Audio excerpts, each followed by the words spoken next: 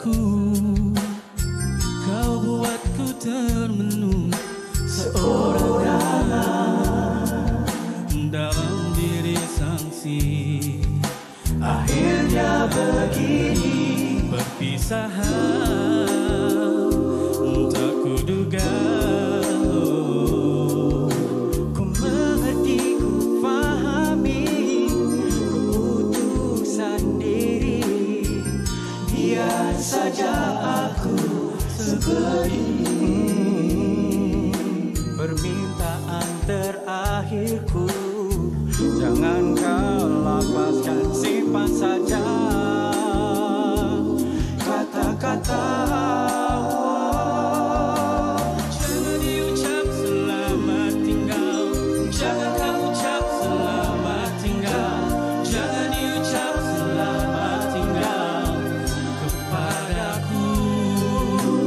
Jangan diucap selamat tinggal, jangan kau ucap selamat tinggal, jangan diucap selamat tinggal kepadaku. Walaupun seketika, walaupun sekelip mata, simpan saja kata-kata ke akhir hayat yang ada. Walaupun seketika, walaupun sekelip mata, simpan saja kata-kata ke akhir hayat yang ada. Jangan diucap selamat tinggal, jangan kau ucap selamat tinggal, jangan diucap selamat tinggal padaku. Jangan diucap selamat tinggal, jangan kau ucap selamat tinggal, jangan diucap selamat tinggal padaku. Walaupun seketika, walaupun sekelip mata, simpan saja kata-kata ke akhir hayat yang ada. Walaupun seketika, walaupun sekelip mata, simpan saja kata-kata ke akhir hayat yang ada. Jangan diucap selamat tinggal, jangan diucap selamat tinggal, jangan diucap selamat tinggal, jangan kau ucap selamat tinggal, jangan diucap selamat tinggal, jangan diucap selamat tinggal Padaku. Terima kasih New Vibes menyanyikan kepada kita Jangan Diucap Selamat Selamat Tinggal. Legend lagu ni. Yes, Ya. lagu yang dipopularkan oleh kumpulan Shades. Dan lagu itu sebenarnya bukan sahaja mereka yang menyanyikan lagu tu, malahan bukan saya, Fazli, Sofia, malahan anda yang berada dekat rumah pun saya rasa menyanyikan bersama-sama lagu tu. Betul. Dan Sofia cakap dekat saya, Fazli, awak. lagu ini biasa saya nyanyi, Fazli. dia. Saya biasa nyanyi tang chorus. Okey, hari Okey. ini untuk anda jutaan penonton Malaysia hari ini, kita dengarkan suara Sofia menyanyikan Ya lagu. Allah, janganlah macam Jangan ni. diucap sama. Ini sesama tau. Ini sesama. Okey, 3. 1, 2, 3. Jangan diucap selamat tinggal, jangan diucap selamat tinggal, jangan diucap selamat tinggal kepadaku. Yeah. Minta maaf ya warga Petaling Jaya kalau hujan selepas ni kita cuba, itulah antara rendisinya. Kalau anda ingin tahu The Shades ataupun lebih dikenali sebagai New Vibe ini, mereka memang dikenali dengan nyanyian lagu acapella. Memang sedap nyanyian dia untuk memulakan pagi kita 26 September 2023 bertemankan kami berdua. Lama tak jumpa sahabat saya ni, Afat, sihat ya? Alhamdulillah, Ui, saya sihat lama. walafiat walaupun saya tidak bersama dengan tidak. anda ataupun Sofia di Malaysia hari ini. Tapi Tapi saya menonton Malaysia hari ini tidak kira di mana saja saya berada. Dan saya harapkan anda semua terus kekal bersama dengan kami di Malaysia hari ini. Okey, kalau tadi kita dah pun mengembalikan nostalgia seni. Jadi kepada anda yang mungkin meminati kumpulan Shades suatu ketika dahulu, mungkin atau perkembangan terbaru, mungkin mereka cakap, dulunya berlima. Kan? Jadi sekarang ni kenapa berdua? Dengan ceritanya ada nama baru. Kejap lagi kita akan kongsikan. Apa perbezaannya kita akan tanyakan, kita akan saksikan dulu apa yang tertera di sini. Pastinya kita nak melihatlah cuaca semasa Kuala Lumpur. Ada takat hujan di sini dengan cuaca dengan suhu menunjukkan 27 darjah. Kuching, Kota Kinabalu, Labuan dan sebagainya menunjukkan takat lebih 30 darjah. Ya, betul. Okey, ini dia keadaan cuaca semasa. Kepada anda mungkin dapat merancanglah apa saja aktiviti yang anda ingin lakukan pada hari ini. Dan dalam pagi itu juga, kita nak bawakan kepada anda semua ada satu berita, iaitu pusingan kerja dan pelantikan baru bagi Jawatan Pengurusan Tertinggi Perkhidmatan Awam. Jadi kalau kita lihat di kat sini, yang berbahagia Datuk Seri Senior Dr. Zaini bin Ujang. Kalau sebelum ini, beliau berada di kedudukan Ketua Setiausaha Kementerian Sumber Manusia, dan pendapatan baharunya adalah Ketua Setiausaha Kementerian Kesihatan Malaysia. Begitu juga ada pertukaran daripada Ketua Setiausaha Kementerian Pelaburan Perdagangan dan Industri, daripada Yang Berbahagia Datuk Seri Isam bin Ishak kepada Ketua Setiausaha Kementerian Pertahanan. Juga Yang Berbahagia Datuk Azman bin Muhammad Yusof yang kini di pendapatan baru sebagai Ketua Setiausaha Kementerian Perpaduan, dan Yang Berbahagia Datuk Indra Nuridah binti Abdul Rahim yang kini Ketua Pengarah Jabatan Wilayah Persekutuan Jabatan Perdana Menteri, dan Yang Berusaha Encik Hairil Yahri bin Yaakob iaitu Ketua Setiausaha Kementerian Pelaburan Perdagangan dan Industri. Semoga pendapatan baru ini menunjukkan atau menguatkan lagi formasi untuk menjalankan tugas yang lebih hebat lagi. Tahniah kita ucapkan. Ya, okey. Jadi dalam pagi itu juga kita nak bawakan kepada anda semua ada satu pengisian ni, iaitu berkaitan dengan Festival Tanglong. Sebenarnya kita tahu bahawa Festival Tanglong ini kita akan meraihkan perayaan Kuih Bulan di pertengahan musim luruh yang disambut pada hari yang ke-15 bulan 8 dalam kalender Cina. Pastinya sambutan tahun ini di Petaling Street sangat meriah. Kita akan melihat mereka memberikan 1000 kuih bulan dan 1000 tanglong khususnya kepada anak-anak yatim, ibu tunggal dan mereka yang berada di sana untuk memeriahkan lagi festival ataupun pesta tanglong ini. Okey, jom kita saksikan. Jom.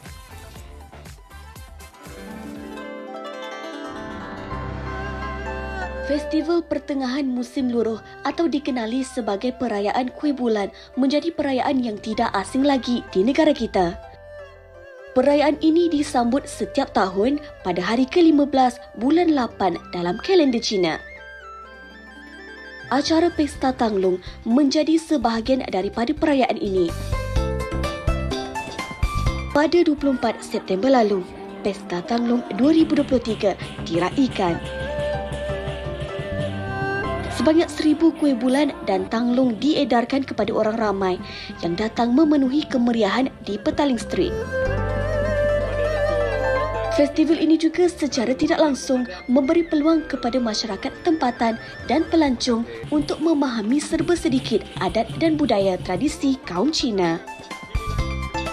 Saya rasa happy, saya rasa excited sebab walaupun bukan saya punya budaya, bukan budaya kita, tapi kita boleh cuba dan dalam masa sama juga kita boleh mengenal diorang punya cara-cara diorang punya macam sambutan diorang. Bila perpaduan ni saya rasa satu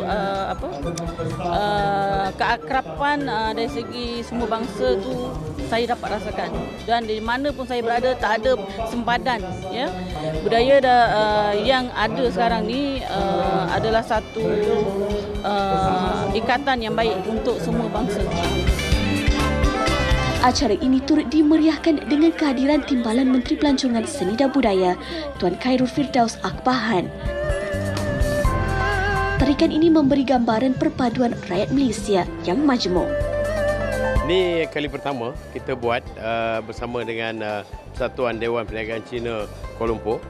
Dan kita lihat kita pun baru menyelami dan memahami.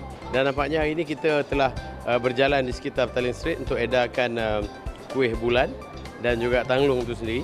Jadi satu pengalaman baru pada kita yang berbangsa Melayu dan orang Islam ni. Jadi kita pun tak faham, jadi baru kita menyelamilah dan memahami. Jadi keistimewaannya hari ini kita dapat bertemu dengan ramai pelancong yang berada di sekitar Petaling Street dan mereka pun agak suka, excited dengan benda-benda baru ni lah. Jadi program yang begini nampaknya boleh membawa satu tarikan baru kepada pengunjung dan pelancong.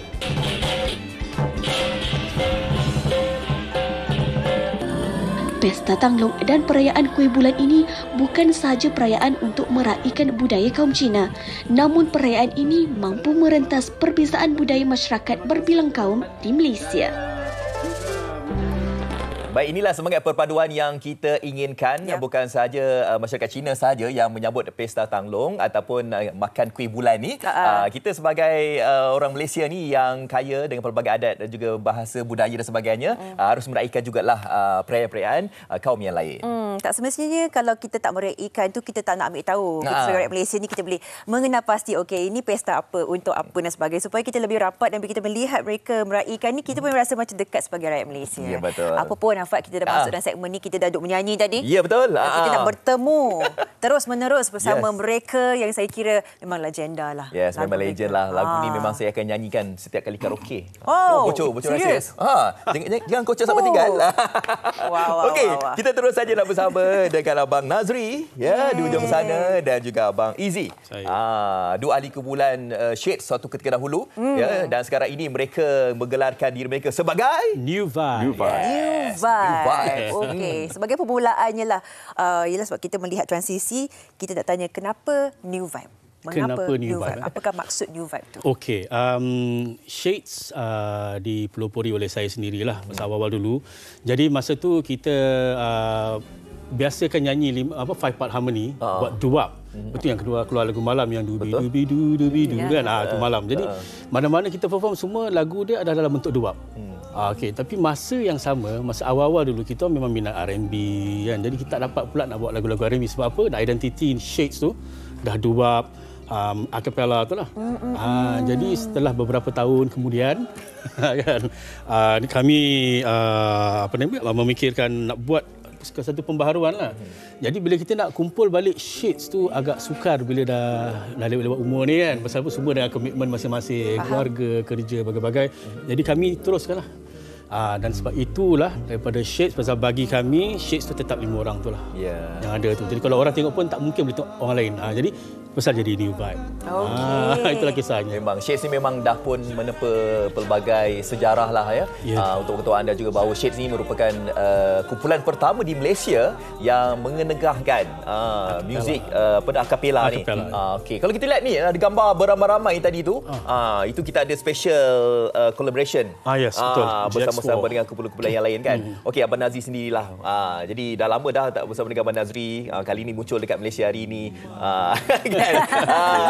Jadi apa yang mungkin Abang Nazri harapkan dalam kemunculan baru dengan menggunakan nama New Vibes ni? Basically macam sebab saya dengan Isnul, seperti mana Isnul cakap, we all memang minat R&B lah kan. Cuma the thing is, masa first, second and third album tu, kita tidak diberi peluang untuk mengekspresi apa yang sepatutnya sebab ianya dikontrol oleh producer. So basically we have say tapi sikit, ya kan? And in terms of arrangement, whatever it is, terpaksa ikut arrangement dia orang. Tapi dalam terjerat ni pula, it's fully we all kita orang pun produce our own single, wrote the lyrics and then kita buat song. Wrote the song as well. So technically dan dengan music online platform sekarang ni kan, it's no longer within Malaysia but it's also worldwide tau. So basically kita boleh beritahu kawan-kawan kita orang mana yang berada di luar negara sana kan, untuk mendengar everything, and then that's where it spreads lah. So bagi saya ianya satu, ia bukannya gamble, tapi ramai orang kata lah, diorang ni dah berumur tak boleh ni, but it's not. Ia ni bukan pada usia. Ia ni berbalik pada lagu. Betul. Kalau lagu tu sedap, tak kisah siapalah umur orang tu, tua ke apa benda, kalau lagu tu sedap, lagu tu sedap. Itu je kan. Because that is art. Kan? Passion. So selain pada passion, that's how Terjerat came out lah. Kan? Dan penghayatan lagu itu dah tak kira usia pun, kalau kita mendengar dan kita boleh menghayati, itu yang paling penting sekali. Dan Terjerat ini yang bakal menggegarkan ataupun inilah gabungan kalian berdua kan. Apakah penceritaan ataupun kisah di sebalik lagu Terjerat? Okey. Nama dia pun Terjerat. So ini adalah satu kolaborasi antara kami bersama dengan seorang penulis lagu nama dia Muharis Yaakob. Dia asal dia lah. Jadi ketika tu PKP 1 dalam ketika PKP 1 tu ialah saya jumpa dengan Nazri. Masa tu ada seorang lagi member daripada Shades, Jerry lah, kita panggil berkumpul. Aku rasa kita nak buat lagu lah. Jom kita buat lagu untuk ni keadaan. Jom. Mana nak buat lagu ni? Masing-masing semua kata, buatlah kan. Lalu kita tulis, alamak tak ada masa lah. So kita telefon Muharis. Jumpa Muharis, cakap Muharis, ada lagu tak? Alamak, korang ni legend ni, susah aku nak buat lagu. Alah, buat je. Betul pun buat. Berapa lama lebih kurang? Sebenarnya lagu tu dalam dia punya arsenal of lagu-lagu yang memang just pop macam tu tau. So it's bunyi dia very basic. Dia macam dia okey lah kan. At first kita orang dengar macam tak gelak juga, tapi bila saya dengar dia punya pergerakan melodi tau. Lepas tu 2 hours after lepas saya dengar lagu, saya call, okay Morris, kita ambil lagu tu. Dia pun terkejut. Ya betul. So tapi we still dalam proses pembikinan lagu tu, we still keep him in the loop. We still kept him in the loop, meaning like every proses ni kita bagi dia dengar kan macam mana kan. Dia cakap, biar betul korang ni lagu memang totally bunyi lain dah. Asal lagu tu bunyi dia pop very Melayu, popish. pop Melayu. Jadi bila sampai ke tangan kami, kita letak rencah kita lah kan, bagi sedap dia tu kan. Jadi bila dah siap tu, dah jadi R&B sound, dan kita kena berterima kasih dengan Azlan Abu-Hassan. Abang Azlan Abu-Hassan. Bila dia cakap, kita nak R&B dia punya sound. Okey, dia pun buat. Kita dengar, okey, ni dia. Jalan. So harmonization semua ni lah. Okey. Tak sabar nak dengar. Saya pun tak sabar lagi. Lepas ni ada persembahan tu tau, lagu baru tu, Terjerat. Betul. New Vibe. Jadi all the best, semoga sukses ya Terima kasih. dalam lagu Terjerat ni. Jadi saya pasti anda pun dah tak sabar lagi nak dengarkan lagu Terjerat.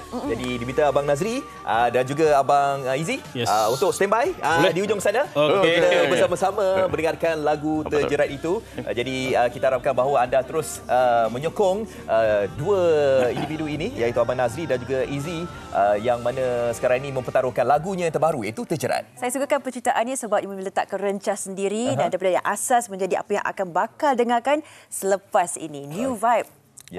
Pertaruhan mereka. Silakan, Terjerat, New Vibes.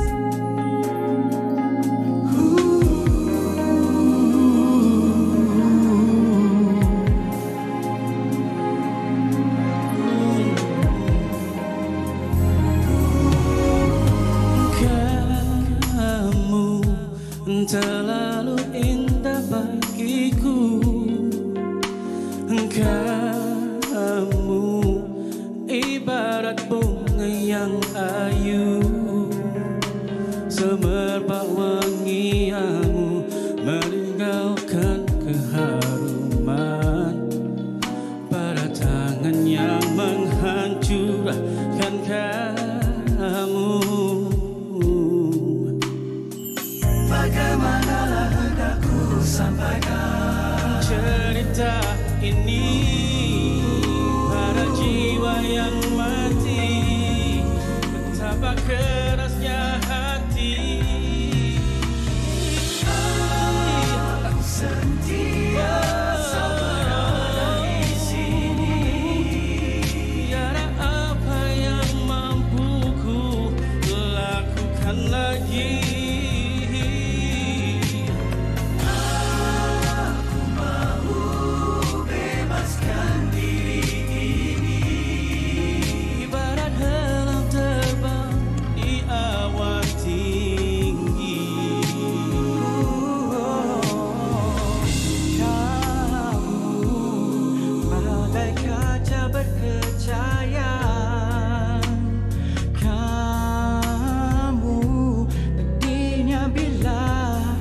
Kesorangan sandarkan dirimu pada dinding yang lemah, akhirnya kamu menjadi andalnya.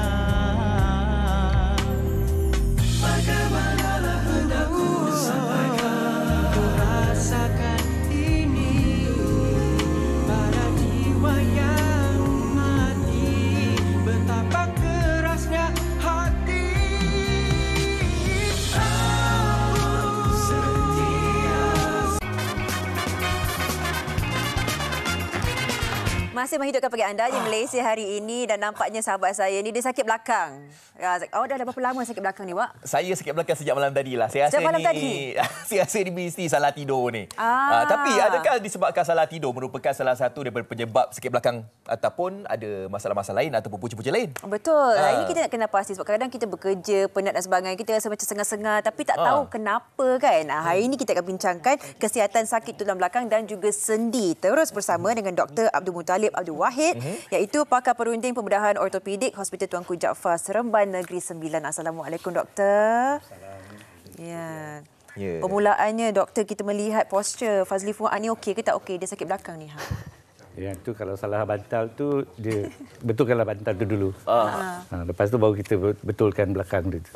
Jadi betul lah juga kalau salah tidur, salah bantal pun boleh jadi sakit belakang juga doktor. Dia mungkin salah satu sebab untuk sakit belakang tu, postur, tapi mungkin bukan berasal daripada tulang belakang tu sendiri. Tapi doktor, kita lihat ada satu kajian ni, kajian menunjukkan bahawa jumlah populasi yang sakit belakang dekat Malaysia ni adalah 12.4% sehingga 84.6% bergantung kepada pekerjaan. Jadi maknanya dekat sini, doktor, kita dapat lihat Sofia, setiap pekerjaan yang kita lakukan mempunyai risiko-risiko yang tersendiri yang boleh menjadi punca berlakunya sakit belakang. Betul. Kalau bagi para ibu pula, kadang-kadang kita lepas melahirkan anak dan sebagainya, kita akan mula rasa sengah-sengah sendi dan sebagainya. Macam saya sendiri, saya mempunyai tulang belakang jenis berbentuk S tau, Fad. Saya ada skoliosis. Doktor pun surprise ni. Memang pun dah disahkan dengan X-ray. Jadi mungkin doktor boleh perincikan antara banyak-banyak jenis sakit tulang belakang dan sendi ni, bagaimana kita nak membezakan antara sakit-sakit ini? Selalunya kalau sakit tulang belakang yang disebabkan dia bukan disebabkan struktur tulang belakang tu sendiri, selalunya sakit tu tidak akan berlarutan. Dia sementara dan lepas tu dia resolve sendirilah. Tapi bagi sakit tulang belakang yang berpunca daripada tulang belakang tu sendiri, selalunya ada masalah macam skoliosis, kalau congenital punya abnormality, those kind of yang itu akan berterusan. Okey. Saya ini berterusan lah ni. Ada rawatan untuk Sofia? Dia bergantung pada berapa banyak yang darjah berapa degree skoliosis tu. Kalau kurang daripada 20 kita ignore je lah. Dia anggap sebagai very normal.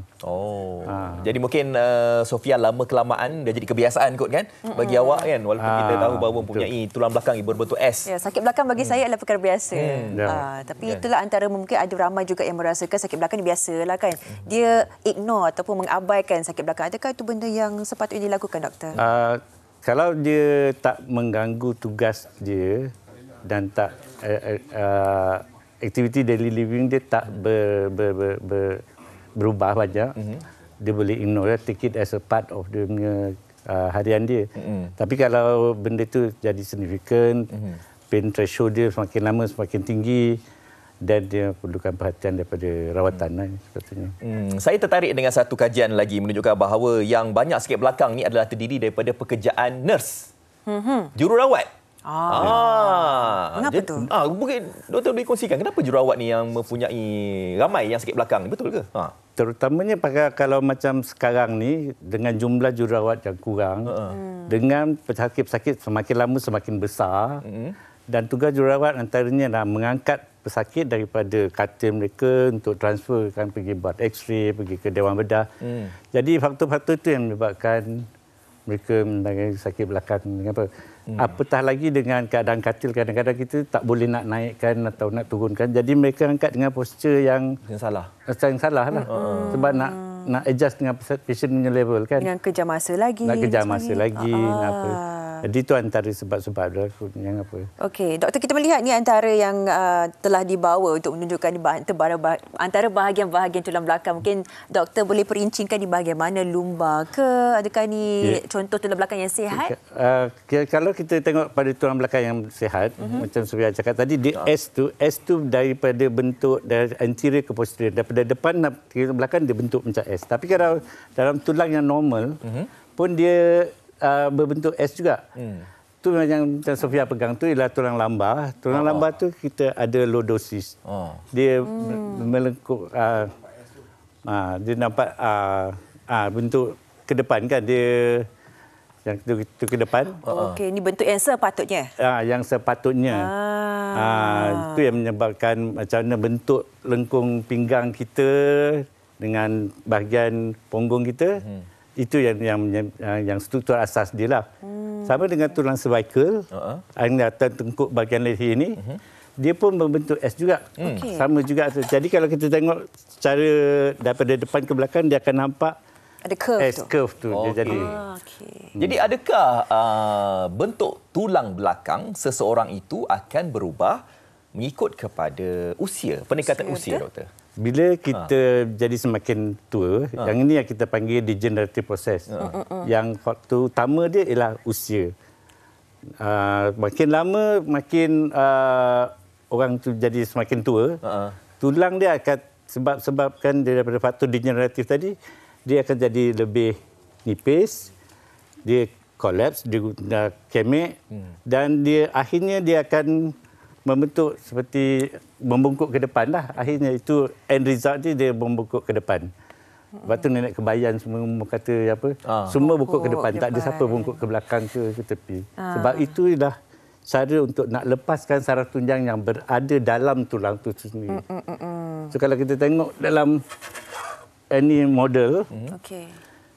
Kita fokuskan kamera. Kamera. So kalau dia membungkuk ke depan, kita bungkuk macam secara automatik belakang-belakang ni akan terbuka. Dan terbuka itu yang menjadi bagi ruang yang lebih luas untuk saraf tunjang ada dalam tu untuk bernafas, dapat oksigen yang lebih. Okey. Tapi kalau kita bengkok ke belakang, dia jadi tertutup. Dia jadi lebih sempit. Jadi aliran tu tak berapa cantik lah selepas itu. Ya, yang itu yang menyebabkan simptom dia bila dia jalan, separuh jalan, kena berhenti apa semua. Dan majoriti akan duduk sebab duduk secara tak langsung akan stretch belakang dia. I see. Macam terbuka. So, fisiologi itu fisiologi anatomi dah dunia redaksi. Okey, bercakap tentang fisiologi ni kita juga nak bercakap tentang fisioterapi. Fisioterapi untuk tulang belakang dan juga mungkin ada masalah-masalah berkaitan dengan sendi. Jadi kami di Malaysia hari ini rasa sengal lah. Tiba-tiba rasa sengal.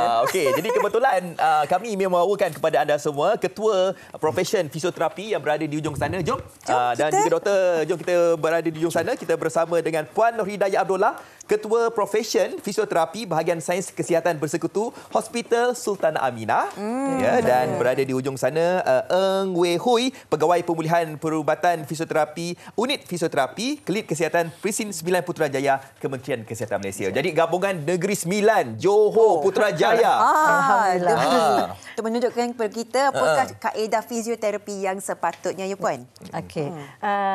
Bagi fisioterapi kita akan membuat penilaian yang komprehensif. So apabila seseorang pesakit datang pada kita, kami akan tengok cara dia berjalan dan cara dia berduduk. Puan silakan duduk. Masa dia nak duduk, macam mana dia nak duduk. Okey, ke hadapan. Menghadap kamera. Duduk. Okey, apabila dia duduk, kita akan terus tengok posture dia. Posture dia, cara dia bercakap dengan saya. Okey, minta maaf. Ya, tak apa. Puan hari ini sakit ke mana? Sini. Okey, berapa sakitan dia? Kalau saya katakan kosong tak ada sakit, 10 adalah sakitan yang sangat-sangat sakit. Hari ini sakit dia berapa? Dalam nombor 4. Nombor 4. So apabila kita tahu VAS macam mana, lepas tu kerja sebagai apa? Pembantu takbir. Pembantu takbir. Seorang kerani akan buat duduk selama 8 jam satu hari. Prolong sitting tak bagus untuk seseorang dan dia akan menyebabkan sakit pinggang dia dan kerana terlampau lama. So apabila fisioterapi datang, dia akan cek tahu dia punya nature work, dia duduk lama dalam satu tempat terlampau lama dan kita tahu sakit di sini. So kita akan kata okey, kita akan memeriksa kawasan bahagian sini. Okey, Puan menyarap. Apabila dia menyarap, saya akan tengok macam mana dia menyarap. Cara menyarap dia. Kerana posture menyarap, dia sepatutnya duduk mengiring dan turun. So dia tidak melibatkan. Untuk katil hari ini, saya telah adjustkan dia punya height. Ikut ketinggian saya supaya saya tidak membungkuk sangat dan saya tidak jengkit untuk ketinggian ni. So katil ni secara ergonomik saya akan menitik beratkan. So saya akan expose pada part yang dia sakit. Sebagai sini ke. So apabila kita tengok bahagian sini, sakit dia ada spasm bahagian sini, fizioterapi akan buat soft tissue manipulation, iaitu satu jenis perawatan yang dikatakan orang selalu katakan urut. Dalam soft tissue manipulation ni dia ada banyak jenis. Okey. Apabila saya minta maaf ya Puan Eng, saya perlukan tuala. Apabila kita menyentuh tentang manipulation of the muscle kan, Ya. Puan, adakah terdapat dia teknik tertentu ataupun sesiapa saja yang mungkin menonton sekarang ni boleh buat kat rumah ke tak boleh? Tak boleh. Sebab kita menunjukkan kita tak boleh, beritahu. Okey, saya tunjukkan sedikit. Puan Eng, saya minta maaf, saya exposekan sedikit. Itu cara expose kita dekat hospital supaya kita menutup bahagian yang tidak perlu di-expose, kita exposekan bahagian yang perlu expose. Okey. So, apabila kalau kita kurangkan exposure boleh ke, Dok? Boleh. Macam ni je. Okey. Turun sikit untuk sikit lagi. Okey, kita hanya kalau spasm ni terlampau ketat, kita menilai kepada otot. Kalau kita otot, kita akan tengok kestabilan dia, keseimbangannya, kekuatan otot dengan kepanjangan otot. So apabila kita buat palpation kat sini, kita akan tahu sama ada dia sangat spasm ataupun sedikit. Kalau sangat spasm, ketegangan yang sangat kuat, kita hanya buat urutan sedikit je. Dia panggil light effleurage. Light effleurage. Tetapi kalaulah kita tengok dia punya spasm sedikit tetapi bahagian dalam dia macam ketat. Okey, tapi Puan Daya, kalau kita lihat dekat sini, ini kalau misal kata kita mempunyai sakit belakang, kita datang jumpa dengan fisioterapi. Nak fisioterapi. Okey, anda kata kalau kita ni seorang-seorang sakit belakang, kalau kita nak urut sendiri-sendiri, macam mana tu caranya? Biasanya kami tak menggalakkan urutan sendiri. Kita akan ajar senaman. Senaman sangat penting. Okey. Jom kita buat senaman pula. Kalau senaman kita akan mulakan dengan terlentang. Terlentang. Kita buat senaman. Kita menunjukkan antara alternatif yang boleh kita lakukan. Semestinya kalau kita berjumpa dengan pakar fizio, ini akan kita lihat. Tapi kalau sendiri macam mana pula kan? Sebab ramai juga di antara kita yang mungkin kekangan masa dan sebagainya kan. Jadi mungkin mereka nak buat tindakan susulan yang sendirilah. Doktor boleh ke sini juga. Apabila seseorang kalau seorang yang untuk fisioterapi, senaman dia melibatkan stretching, keregangan, mobilisasi dan juga kekuatan otot. Tiga tu sangat penting dan dia kena combine semasa menjalankan senaman tersebut. Mula-mula kita regangkan dia dulu. Tangan ke belakang. Okey, panjangkan diri anda, hala ke atas dan kaki hala ke bawah. Panjangkan diri anda. So apabila mereka buat stretching betul-betul, kita akan rasa sini dia akan terangkat. Ada lekuk. Dia ada lekuk. Dia akan lekuk. Dia akan stretch the whole body dan stretching dia ambil masa 30 saat setiap sesi dan kita boleh pecahkan sesi itu kepada 2 atau 3. Okey, lepaskan perlahan. Okey, perlahan. Okey. Sekali lagi. Okey. Bila kita renggang tu, kita tarik nafas atau lepas, Puan? Nafas seperti biasa. Seperti biasa. Seperti yang diri di belakang saya boleh regangkan badan ni macam ni. Exactly the same. Kita akan rasa dari sini sampai ke sini kita tegang. Just brace yourself. Baik. Okey, lepaskan. Lepas tu kita akan buat mobilisasi. Okey, bengkokkan dua-dua lutut. Apabila kita buat senaman untuk pinggang, pastikan lutut ni dibengkokkan supaya kita bagi kelegaan pada otot-otot belakang kita. Okey, Puan Eng, tangan di sebelah. Okey, sekarang kita buat mobilisasi pada tulang belakang kita. Okey, Puan Eng, pusing kaki ke kiri. Okey, jadi inilah antara contoh-contoh regangan yang kita boleh buat ya, Puan Hidayah. Ini mobilisasi. Ini mobilisasi pula. Okey. Puan, kita masih 1-2 minit saja lagi. Okey. Okey, kita tanya kepada Dr. Muttalib pula ya. Berkaitan dengan kita tahu bahawa sekarang ni kalau kita tengok dekat akhbar ni ada berita berkenaan dengan kiropraktik yang haram. Sebab kita lihat dekat sini ada yang macam dah ramai dah orang yang buat ni. Jadi apa pandangan doktor pula berkaitan dengan perkara ini? Kiropraktik ni berbanding dengan fisioterapis. Fisioterapis kita monitor. Dia ada syllabus, kita ajar dan macam mana nak buat. Kiropraktik dia individual, independence dan dia tidak ada pemantauan. Jadi ada yang kiropraktis yang ganas mungkin, lebih kasar dan menyebabkan komplikasi-komplikasi rawatan yang tak sepatutnya. Okey. Dan pandangan doktor, adakah kita sepatutnya ke arah fisioterapi ataupun mungkin chiropractor yang disahkan Baik, atau bagaimana? Kita balik ke fisioterapi sebab kita boleh monitor progres orang tu. Dan dia boleh follow up balik apa semua. Banding chiropractor dibayar habis. Tak ada penjagaan lepas tu. Tak ada, dia punya follow up tu semua tak ada. Dia session by session. Tengok berapa banyak dia mampu lah. Okey, ada juga yang bertanyakan tentang kalau sakit belakang ni, ada kena-mengena ke dengan keadaan tilam yang mungkin keras, lembut dan sebagainya? Ada sebab dia yang tilam kita yang maintain kita punya posture masa tidur. Kita tidur lebih kurang 6 jam. Dan kalau tilam kita tak betul, nak maintain kita punya posture tulang belakang, jadi itu yang menyebabkan sakit. Bangun, terus tak semua keras kan. Jadi tilam memainkan peranan penting lah dalam mengekalkan kesihatan tulang belakang kita. Ya, di pemilihan tilam pun penting, bantal pun penting. Betul. Kalau saya suka pakai memory foam. Itu untuk sesuai untuk saya lah. Memang leda lah tidur tu kan.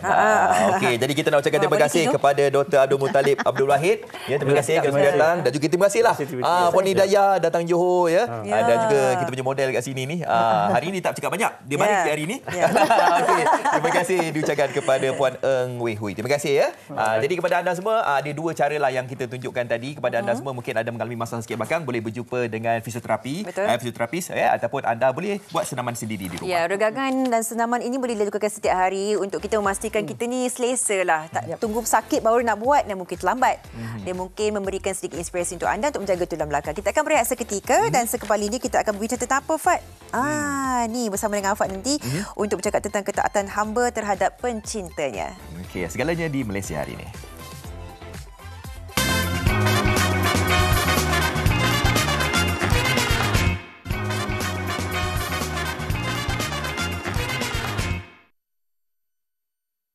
Malaikat maut menjemput, maka tertutuplah pintu taubat buat kita untuk selama-lamanya. Maka gunakanlah kesempatan di dunia ini untuk beramal soleh. Sesungguhnya bersedekah itu dapat memadamkan dosa seseorang itu dan mendekatkan dirinya dengan Allah SWT. Jadi marilah kita bersama memberi sumbangan ikhlas untuk dana pembinaan Masjid Taman Pulai Emas. Masjid yang akan mula dibina ini masih lagi memerlukan bantuan dana, dan setiap sedekah yang saudara dan saudari hulurkan pasti dicatat sebagai amal kebajikan yang berpanjangan sehingga ke hari akhirat nanti. Semoga Allah SWT mengampunkan dosa-dosa kita dengan amalan bersedekah ini. Dan bersedekah adalah sebuah amalan yang paling ampuh untuk mendapat keampunan dari. Maka marilah merebut peluang ini untuk bersedekah buat membina masjid bagi ribuan jemaah yang memerlukan. Semoga Allah SWT memberkati segala usaha kita dalam membuat amal kebajikan di dunia ini. InsyaAllah. Okey, itu dia mutiara kata daripada Ustaz Muhammad Hanafiah Malik, jurucakap Masjid Taman Pulai Emas. Jadi hari ini di Malaysia hari ini kita dapat cakap tentang ketaatan hamba terhadap penciptanya. Okey, jadi terus saja kita ingin bersama dengan Ustaz Muhammad Hanafiah Malik. Assalamualaikum Ustaz. Assalamualaikum warahmatullahi wabarakatuh. Apa khabar? Sihat? Alhamdulillah, sihat dan saya doakan semoga Ustaz juga sihat. Amin. Alhamdulillah. Okey, baik Ustaz, kita nak bercakap tentang yang kita sebutkan tadi, ketaatan hamba terhadap penciptanya. Okey, jadi mungkin Ustaz boleh jelaskan tentang maksud ketaatan kepada Allah ya, dan apakah mungkin tanda mereka yang taat kepada perintah Allah, dan apakah amalan yang mungkin boleh dianjurkan bagi menzahirkan taat kepada perintah Allah SWT. Masya-Allah, tabarakallah. Sidang penonton Malaysia hari ini, dan kalau kita dapat lihat, taat ni adalah patuh. So kita suka kalau anak kita dengar cakap kita, ikut apa yang kita suruh, jauh apa yang kita larang. Kita ambil dua perumpamaan, seorang Along, seorang Angah. Long, besok pagi tolong bawa mak pergi ke masjid, mak nak solat subuh kat sana. Baik mak. Sejuk hati mak. Seorang lagi Angah, besok tolong bawa mak pergi masjid. Ish, mak ni. Dia akan jadi kecewa hati mak. Kalau kita suka anak kita taat, kenapa kita tak taat pada Allah? Kalau kita tak suka anak kita derhaka, Kenapa kita derhaka pada Allah? So, bagaimana kita nak jadi hamba yang taat? Taat ni ada peringkat. Peringkat yang pertama, dia sekadar taat sebagai seorang Islam. Dipanggil iman ilmu. Dia ada ilmu, dia beramal. Kadang-kadang dia tak beramal pun. Dia tahu sembahyang wajib, tapi dia tak nak sembahyang. Ada. Jadi yang kedua pula, iman amal. Iman amal ni, dia ada ilmu sikit, dia beramal. Maka kita gelar dia orang soleh. Yang ketiga adalah orang mukmin. Bila disuruh beramal, mereka beramal. Dan mereka bukan kejar pahala, tapi mereka mengejar redha Allah. Diterima oleh Allah. Dan yang keempat, yang paling atas, orang yang bertakwa. Orang yang bertakwa ni bila disuruh dijalankan satu perintah, ketaatannya bukan kerana takut api neraka, takut tak dapat pahala, takut tak dapat masuk syurga. Dia sebenarnya orang yang rindukan dengan Allah. Inilah ketaatan berperingkat-peringkat. So kita tambah nilai dalam iman kita, dalam ketaatan kita, dalam amalan kita untuk jadi orang yang bertakwa. Orang yang bertakwa ni kalau dia semayang, dia khusyuk. Dia khusyuk dan dia melepaskan rindu daripada Allah. Dia rasa kemanisan tersebut. Dan seterusnya ada formula 3P 1B. Saya akan cerita selepas ni. Ya, okey, itu dia sikit sebanyak tentang peringkat ketaatan kita kepada Allah SWT.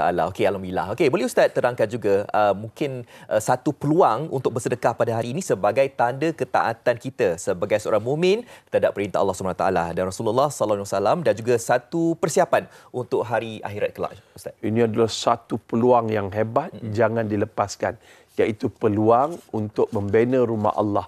Dalam satu hadis Nabi Muhammad SAW, barang sesiapa yang membina rumah Allah, walaupun sebesar sarang burung, nescaya Allah akan binakan sebuah mahligai yang indah untuknya di syurga. Riwayat Ibn Majah. Dan riwayat Imam Muslim dan Bukhari, barang sesiapa yang membina masjid, Allah akan bina seumpamanya di dalam syurga. Jom pujuk hati kita untuk jadi hamba Allah yang taat dalam melakukan pembinaan Masjid Lestari Perdana. Penduduk di kawasan Lestari Perdana ni tak ada masjid walaupun dah 20 tahun. Dia cuma ada surau, dan daripada tahun 2003 hingga tahun 2023 ni tak ada masjid. Surau yang kecil itulah tempat mereka solat berjemaah 5 waktu sehari semalam. Yang paling menyedihkan, Masya Allah, bila solat pada hari Jumaat, mereka semayang sehingga ke atas panas terik matahari, ke atas jalan-jalan tar. Dan Masya Allah, ada juga ketika solat Jumaat, hujan turun lebat. Mereka tetap meneruskan solat mereka. Jadi tuan-tuan dan puan-puan, muslimin dan muslimat, ini peluang pelaburan akhirat yang jangan dilepaskan. Kami memerlukan jumlah sebanyak 16 juta untuk pembinaan masjid yang ruang solatnya boleh memuatkan 3,000 orang jemaah. Di situ juga ada quarters untuk pegawai masjid. Di situ juga ada ruang dalaman, bilik pengurusan, bilik seminar dan macam-macam lagi. Jadi ini adalah peluang untuk kita memakmurkan rumah Allah dengan derma kita. Ingat, kita boleh bersedekah atas nama arwah ibu dan ayah kita. Kita boleh sedekah juga atas nama kita, atas nama anak-anak kita. Sebab ini pelaburan yang menyebabkan kita tak akan rugi di akhirat dan di dunia nanti. Dan macam Ustaz seorang pesakit kanser, bila Ustaz berhadapan dengan kanser, Ustaz nak sangatlah melihat dengan mata kepala Ustaz. Satu hari nanti masjid ni siap dan insya-Allah Ustaz dapat solat di dalamnya. Cuma rebut peluang ini. 16 juta ringgit saja. Kalau ramai-ramai ni, tuan-tuan boleh masuk ke www.Masjid Lestari Perdana dan kemudiannya tuan boleh juga masuk ke Facebook Lestari Perdana.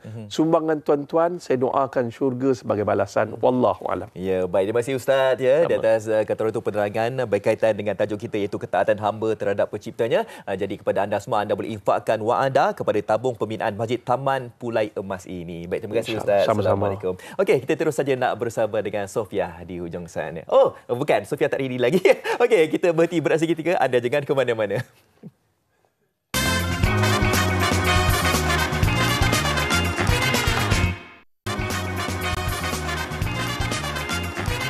Masih menghidupkan pagi anda di Malaysia hari ini dan kita akan terus membincangkan tentang sisipan Business Times yang baharu oleh NST. Saya terus bersama dengan Encik Zuraimi Abdullah, pengarang berita Business Times, dan juga Cik Priscilla Nambia, juga pengarang berita Business Times. Terima kasih meluangkan masa. Dan mungkin kita mulakan perbincangan kita. Apakah yang perlu kita tahu dan semestinya terangkan sedikit mengenai wajah baru Business Times daripada NST. Silakan. Okey, jadi kalau diikutkan kita ada dua, iaitu satu cetak.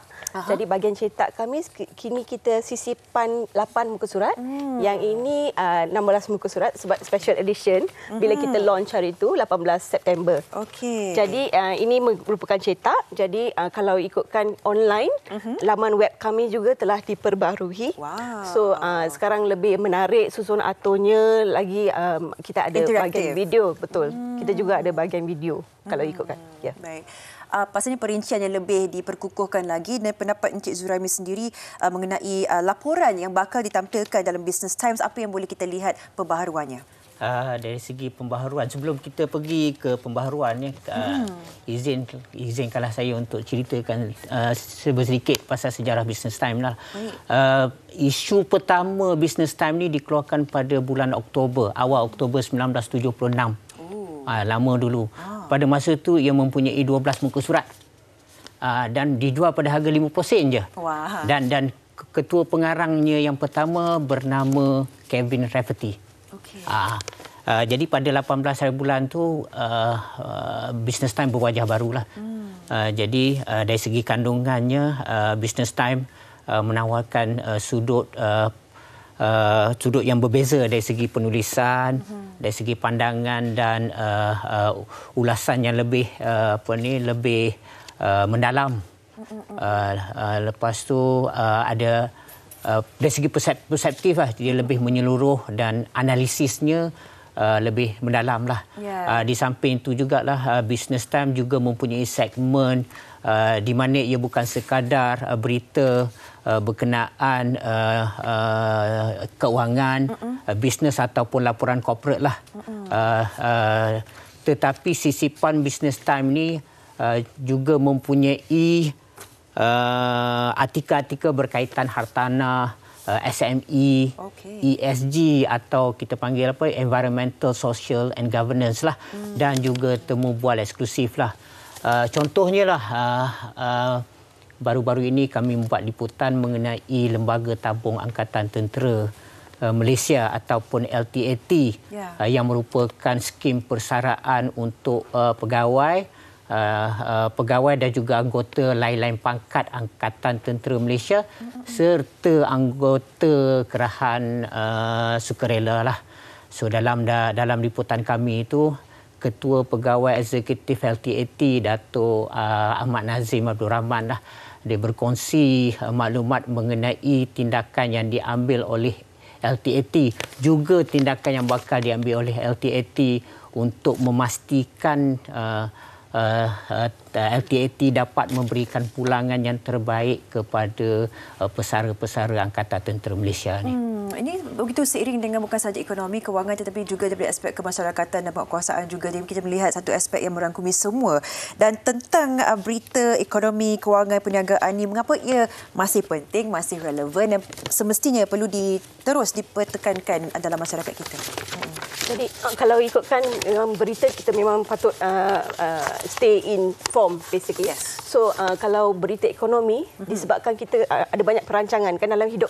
Kita nak beli rumah, kita nak merancang untuk persaraan. Betul. So kalau kita tak tahu situasi ekonomi, apa yang trend sekarang, agak sukar untuk kami melakukan pelaburan dan juga membuatkan mengambil keputusan yang bernas kalau nak fikirkan pasal perancangan kewangan kita. Setuju. So disebabkan itu kita memang perlu mengikuti berita semasa dan bagaimana ekonomi kita, adakah ia sedang berkembang ataupun masih ada sedikit moderation. So that is why you actually should stay in with the news. Itu yang sangat penting yang perlu kita memperbarui ilmu kita. Dan dalam masa kurang 30 saat ni, apakah antara harapan NST dalam penambahbaikan sisipan Business Times yang bakal kita lihat ini? Dengan sisipan wajah baru ini, kami di Newsfeed Times ni berharap dapat menjadi sumber maklumat ataupun sumber rujukan para pembaca lah, mendapatkan informasi terkini mengenai dunia kewangan dan bisnes ni lah. Di samping itu, dengan cara gaya penulisan yang baru, kami juga berharap Business Times dapat menarik lebih ramai pembaca lah, terutamanya daripada generasi yang baru lah. Jadi untuk dapatkan lebih informasi berkenaan dengan berita atau laporan perniagaan oleh Business Times, anda boleh imbas kod QR yang tertera di skrin TV anda lah. Ya, semudah itu kita berikan QR code supaya anda boleh scan sendiri dan mendapatkan segala perkembangan terbaru. Pastinya penambahbaikan yang cukup hebat yang boleh kita lihat di Business Times. Daripada NST kita ucapkan setinggi-tinggi terima kasih meluangkan masa. Terima kasih kepada Zuraimi Abdullah dan Prisana Nambia, kedua-duanya pengarang berita di Business Times. Terima kasih. Semoga terus hebat, kekal hebat. InsyaAllah. Dan kita juga telah pun sampai ke penghujung rancangan Malaysia hari ini. Terus bersama dengan sahabat saya, Hafad. Okey ke? Alhamdulillah saya okey. Macam celik dah ke hujung rancangan dia. Jadi terima kasihlah di atas kesediaan anda bersama dengan kami di Malaysia hari ini. Dan esok kita nak bercakap tentang ini isu yang panas yang sering kali diperkatakan. Kita nak bercakap tentang beras pada esok hari. Dan saya nak petik juga ini daripada Menteri Pertanian dan Keterjaminan Makanan Datuk Seri Mohammad Sabu akan mengadakan pertemuan dengan Menteri Pertanian dan Kebajikan Petani India bagi menyatakan hasratlah untuk memastikan negara terus mengeksport beras putih ke dalam negara kita ini. Ya, pastinya banyak suara yang telah pun kita dengarkan masyarakat gusar tentang kekurangan beras ataupun harganya yang melambung pada ketika ini. Jadi kita akan melihat apa yang akan diperincikan untuk kebaikan bersama. Apapun terima kasih bersama kita. Saya Sofia. Saya Fazli Fuad. InsyaAllah kita jumpa lagi nanti. Senyum selalu. Assalamualaikum. Bye-bye. Bye.